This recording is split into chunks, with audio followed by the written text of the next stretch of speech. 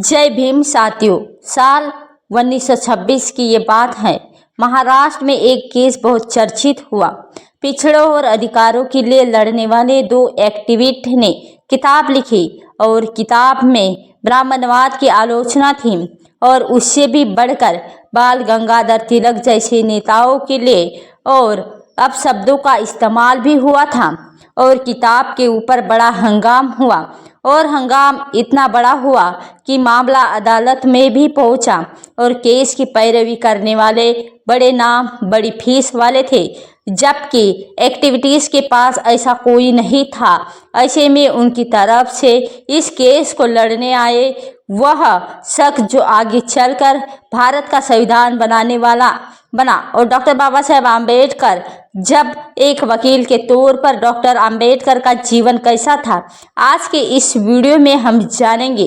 तो इस वीडियो में आप अंत तक बने रहे और हमारे इस वीडियो को शेयर और सब्सक्राइब अवश्य करें। चलिए आज के इस वीडियो को शुरू करते हैं। दोस्तों, डॉक्टर आम्बेडकर की बहुत सी मूर्तियां आपने देखी होंगी और हाथ में जब संविधान का किताब होता है और उनका संविधान के प्रति सूचक है और इस बात की डॉक्टर बाबा साहेब आम्बेडकर संविधान की ड्राफ्टिंग कमेटी के चेयरमैन थे।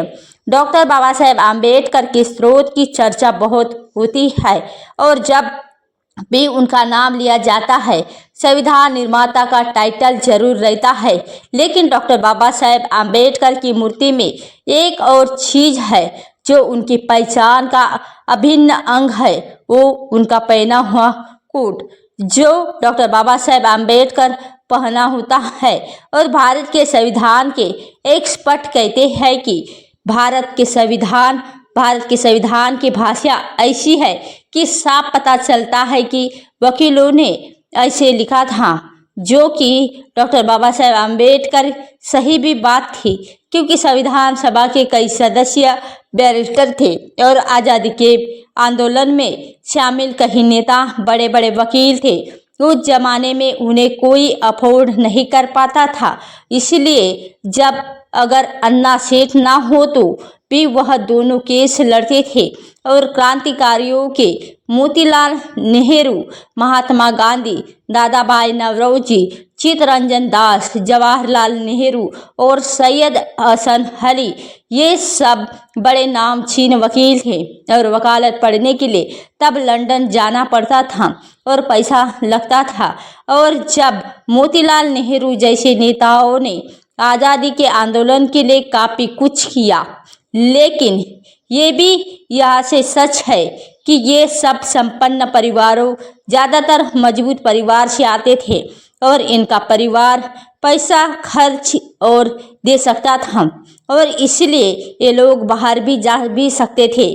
उस समय महात्मा गांधी भी एक बैरिस्टर थे, मगर उनकी लॉ की पढ़ाई का खर्च उनके पिता ने उठाया था, जो खुद राजकोट के दीवान थे। और वही दूसरी तरफ डॉक्टर बाबा साहेब आम्बेडकर थे, जिनके लिए पैसे से ज़्यादा बड़ी दिक्कत थी कि डॉक्टर बाबा साहेब आम्बेडकर जातिवाद की दीवार। ऐसे में आम्बेडकर के वकील बनने की जो कहानी, उसे जानना भी काफ़ी मजबूत और महत्वपूर्ण है और रोचक भी है। और साल 1912 तक डॉक्टर बाबा साहेब आम्बेडकर इकोनॉमिक्स और पॉलिटिकल साइंस की डिग्री हासिल कर चुके थे। साल 1913 में उन्हें स्कॉलरशिप मिली और बड़ौदा के महाराजा सयाजीराव गायकवाड़ ने उन्हें बड़ौदा स्टेट स्कॉलरशिप दी और हर महीने 113 स्टली यानी आज के हिसाब से लगभग ₹1 प्रति माह उनको मिलते थे। ये व्यवस्था थी और 3 सालों के लिए थी। अम्बेडकर अमेरिका गए और न्यूयॉर्क की कोलंबिया यूनिवर्सिटी पहुंचे। यहाँ से उन्होंने जब इकोनॉमिक्स में MI की डिग्री ली और उसके बाद मास्टर में एक और थीसिस लिखी। जब डॉक्टर बाबा साहेब आम्बेडकर इकोनॉमिक्स की पढ़ाई पूरी करने के लिए उन्होंने और फिर 1916 में बार कोर्स में अपना नामांकन करवाया।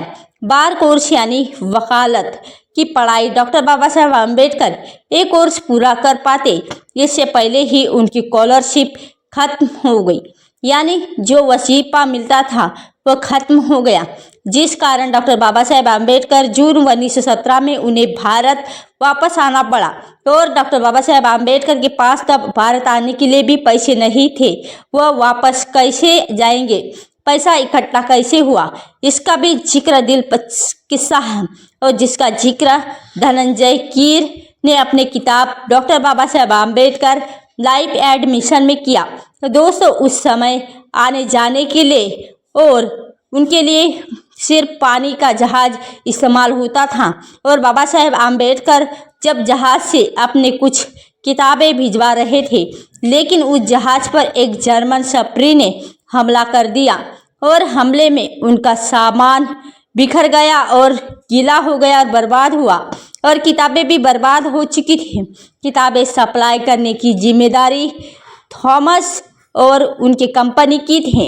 अब इस कंपनी ने डॉक्टर बाबा साहेब आम्बेडकर को उनके सामान का हर्जाना दिया और कहा कि आपका जो सामान खराब हो गया उसका पैसा ले लीजिए। और उन पैसों से डॉक्टर बाबा साहेब आम्बेडकर ने भारत लौटने के लिए उन्होंने जब वापस आ गए, और भारत लौटने के बाद आम्बेडकर ने पढ़ना शुरू किया, लेकिन उनका सपना था कि वकालत पूरी की जाए, जिसके लिए इतनी मेहनत की, और इसलिए पैसा बचाकर वह 1923 में फिर से इंग्लैंड गए, और इंग्लैंड में उन्होंने इकोनॉमिक्स में डायरेक्ट पूरी की, साथ ही लॉ की डिग्री भी हासिल की। और वकालत पूरी कर जब डॉक्टर बाबा साहेब आम्बेडकर वापस लौटे और उनकी पढ़ाई, उन्हें डिस्ट्रिक्ट जज बनने का भी ऑफर मिला। ऑफर में ये भी शामिल था कि इसके 9 साल बाद वह जब बॉम्बे हाई कोर्ट के जज बना दिए जाएंगे।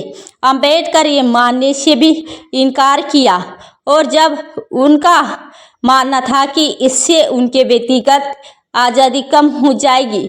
एक और ऑफर था हैदराबाद के निजाम से की तरफ से ऑफर आया, जो उन्हें चीफ जस्टिस बनाना चाहते थे, लेकिन डॉक्टर बाबा साहेब आम्बेडकर ने ये ऑफर भी ठुकराया और वकालत को तरजीह दी। और लेखक रोहित ने दी राइटिंग ऑफ द पॉलिटिकल्स नाम के एक निबंध में डॉक्टर बाबा साहेब आम्बेडकर की वकालत के बारे में लिखा है।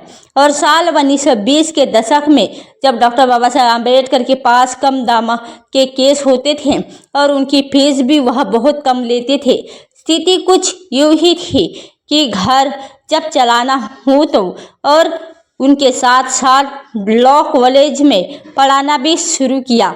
और जब डॉक्टर बाबा साहेब आम्बेडकर ने रोहित डे ने तब अखबार में छपे एक आर्टिकल का भी जिक्र किया, और अपने निबंध में उसमें दर्ज है कि जिस अखबार में दिन मोहम्मद अली जिन्ना 27,000 लेकर लड़ रहे थे, और सोचिए मोहम्मद अली जिन्ना उस जमाने में 27,000 की फीस चार्ज कर रहे थे।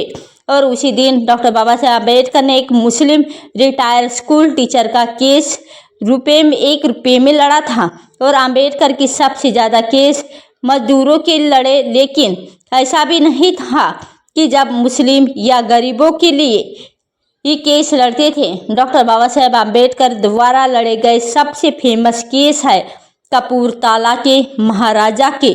जब डॉक्टर बाबा साहेब आम्बेडकर कपूरताला महाराज की जमींदारी खत्म करने और भूमि सुधार कानूनों के तौर पर उन्होंने विरुद्ध केस दर्ज कर दिया था, तब आम्बेडकर इस केस पर कपूरताला के महाराज की ओर से उन्होंने अदालत में केस पेश हुए। और एक केस था महर्षि कर्वे के बेटे रघुनाथ ढो कर्वे का, और जब रघुनाथ भी कपूरताला के महाराज ने जमींदारी खत्म करने और भूमि सुधार कानूनों के सुधार पर ढोंडे कर्वे फैमिली प्लानिंग और बर्ड कंट्रोल की मुहिम चलाते थे। वे एक पत्रकार के तौर पर निकालते थे और समाज स्वास्थ्य इस मैगजीन में बर्ड कंट्रोल के समर्थन थे और लेख छपा देते थे। ऐसे में समाज के ठेकेदार ने पत्रिका पर केस कर दिया और रघुनाथ पर अश्लीलता के आरोप लगा दिए। और इस मामले में अंबेडकर ने रघुनाथ की तरफ से पैरवी की केस और भी है, लेकिन आइए जानते हैं उस केस के बारे में जिनका जिक्र हमने शुरुआत में किया था। और इस केस में की शुरुआत हुई साल 1925 में, जब कांग्रेस के एक नेता थे केशवराव जब जेठे पुणे नगर पालिका के सांसद चुने गए और सांसद बनने के बाद जेठे ने ज्योतिराव फुले की एक और मूर्ति स्थापित करने का प्रस्ताव दिया। मूर्ति लगाई गई, लेकिन बाल गंगाधर तिलक के पार्टी इस प्रस्ताव के विरोध में थी और शब्दों में आदान प्रदान में बात और गालियों तक चली गई।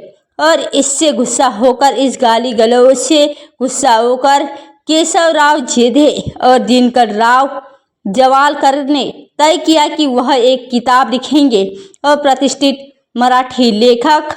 और जब उन्होंने इतिहासकार डॉक्टर सदानंद भोरे बीबीसी ने बातचीत में बताया है कि तिलक के पार्टियों ने और उनके महात्मा फुले की मूर्ति की स्थापना के विरोध में बहुत से भाषण दिए और इन भाषणों की जो भाषा थी वह अपमानजनक थी। इससे आक्रोश होकर केशवराव जेठे और दिनकरराव जवालकर ने मिलकर एक ऐसी किताब लिखी। इस किताब का नाम था देश के दुश्मन, हिंदी में हुआ देश के दुश्मन।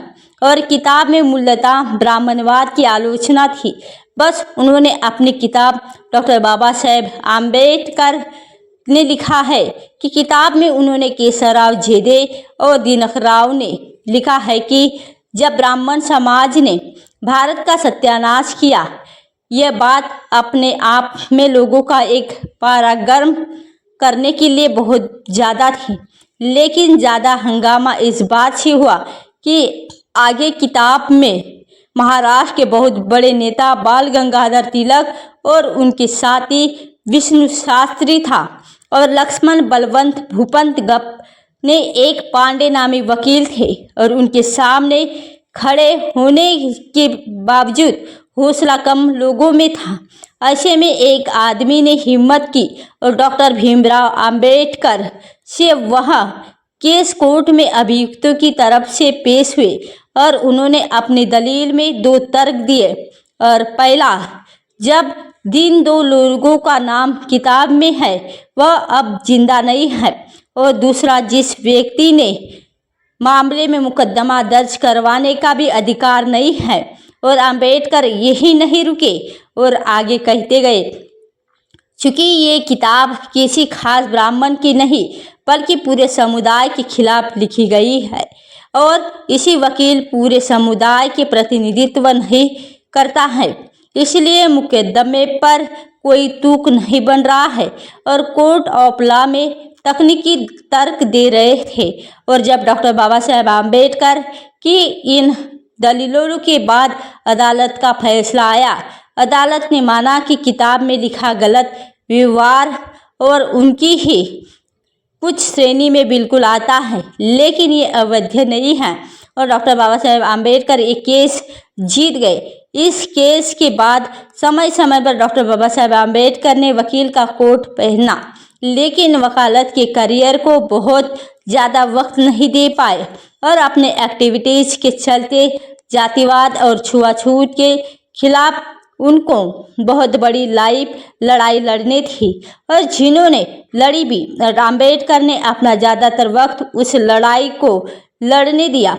और फिर भी यह कहना गलत नहीं होगा कि बहुत कम समय में ही उन्होंने कानून की वकालत की और दुनिया में अपनी छाप छोड़ दी। और मानवाधिकार के क्षेत्र में लड़ने वाले डॉक्टर बाबा साहेब आम्बेडकर एक प्रमुख वकील के रूप में उन्हें हमेशा याद किया जाएगा और एक ऐसा वकील जो प्रेम, इंसानियत और इंसाफ के प्रेरित था। तो दोस्तों, आज की वीडियो में बस इतना ही। आपको हमारी ये वीडियो कैसी लगी हमें कमेंट करके ज़रूर बताइए। ऐसे ही बाबा साहेब जुड़ी हर एक छोटी मोटी जानकारी जानना चाहते हैं तो हमारे इस चैनल को सब्सक्राइब करके बेल आई घंटी ऑन कर लीजिए और नीचे कमेंट बॉक्स में जय भीम जय भारत अवश्य लिखिए।